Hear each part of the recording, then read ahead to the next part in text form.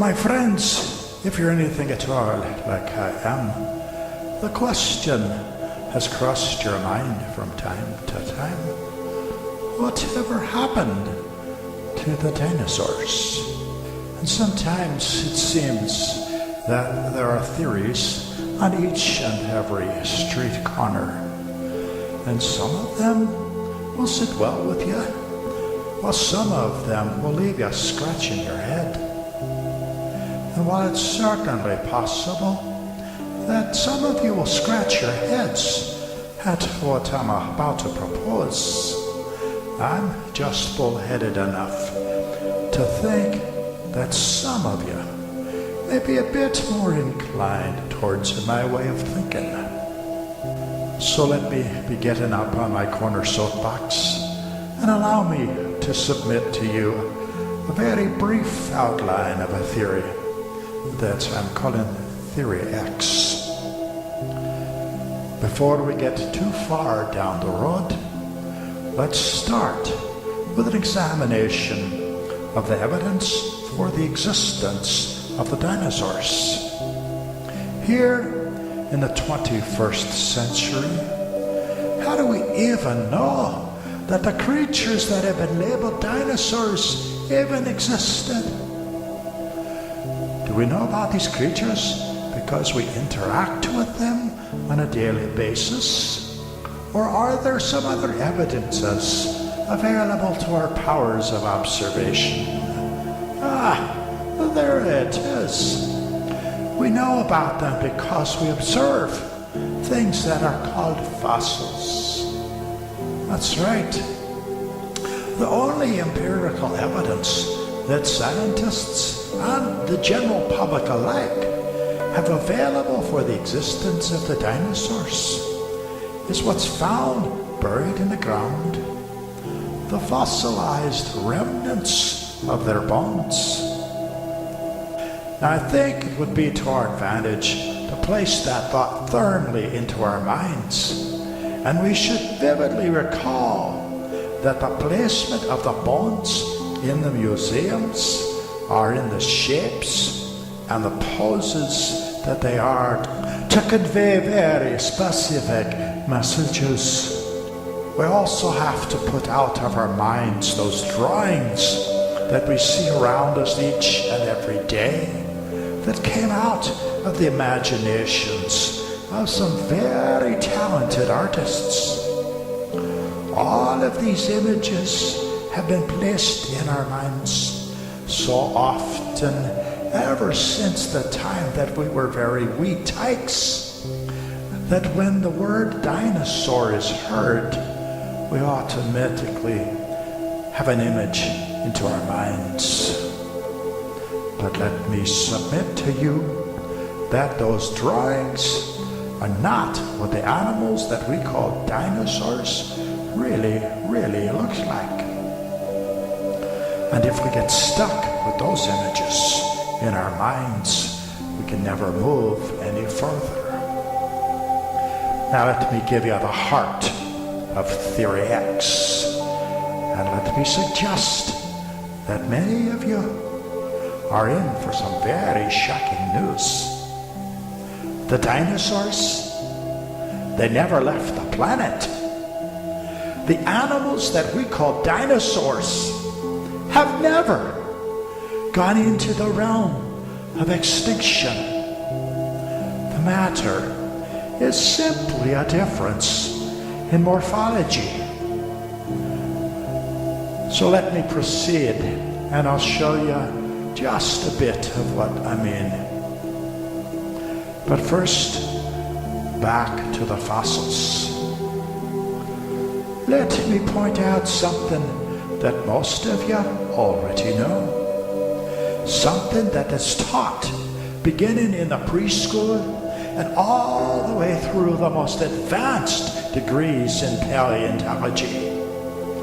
Fossils are exceptionally rare.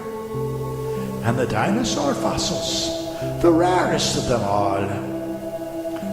And that's because it takes a very special set of conditions to form a fossil. You know, there are millions and millions and billions of plants and animals that died each and every day. And in almost 100% of these cases, the animals decayed or they were consumed by other life forms.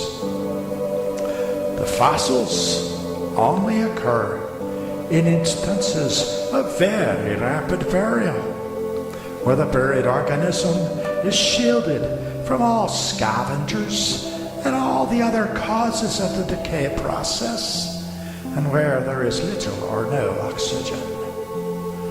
So on to the meat and the potatoes of Theory X. Picture, if you will, a planet of absolute perfection. Everything that all men and all women and all the animals might ever need is provided in great abundance. All the plants on the planet are so prolific that no animal ever goes hungry.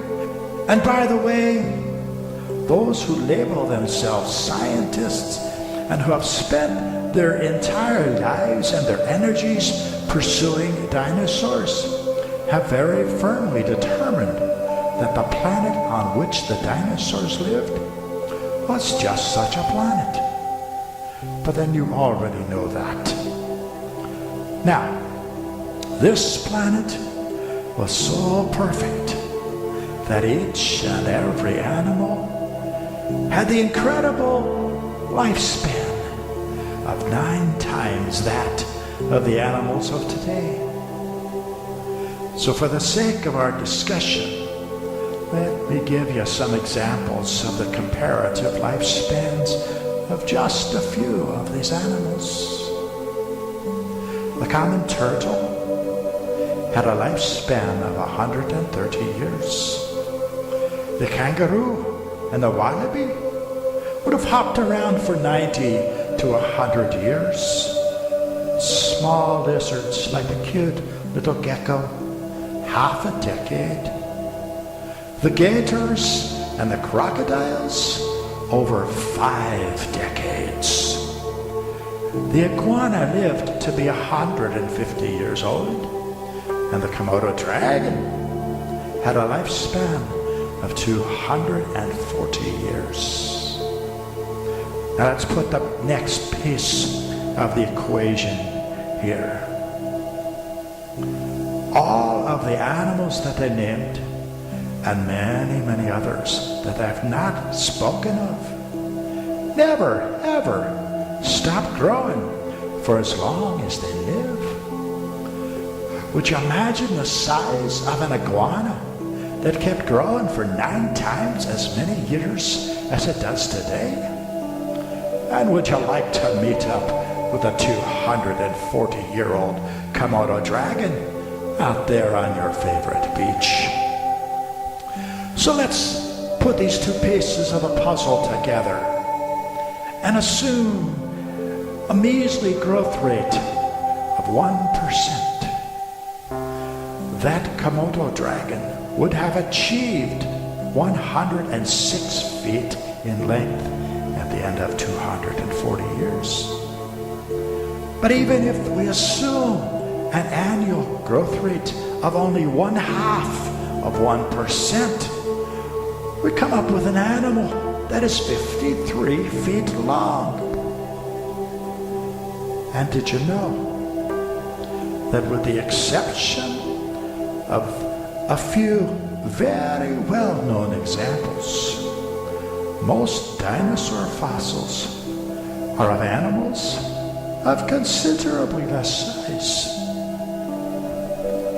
Unless we get stuck thinking that the only animals who exhibit this characteristic of what science calls indeterminate growth are reptiles and fishes, would you bear in mind that the kangaroos and the wallabies never stop growing for as long as they live?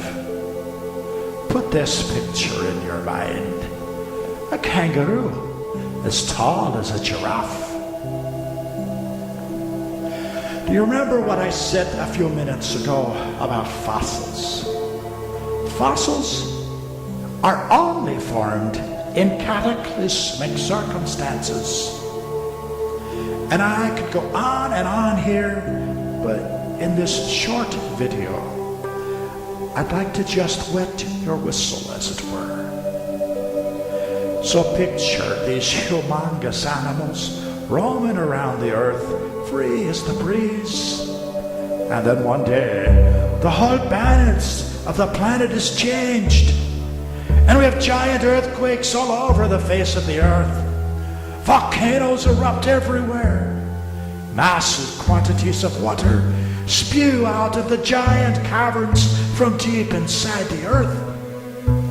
And water pours out of the sky for weeks upon end. As things settle, we find that all these giant animals have not survived. Their bodies are quickly buried in mud flows measured in hundreds of feet. The mud and the sediments mix with chemicals floating in the massive flowing waters. As the waters subside, the empty spaces that once held the waters in the giant caverns collapse, and the planet goes into spasms. Massive pieces of the crust of the planet collide, and having no other way to relieve the pressures of the collisions, large chunks of the crust rise up into the air. Back to the fossils. Let me submit to you that the fossils which we find today remain as evidence of this great cataclysmos. And there's no need to invent a host of fantastic theories for the existence or the extinction of animals that we call dinosaurs. Just look around the planet today. Dinosaurs still live. They're just smaller than they used to be. And because we call them by different names, we are convinced that they are different things. May I suggest that we use new eyes and new mindsets and see if there might just be a wee bit of merit to the theory that I call Theory X.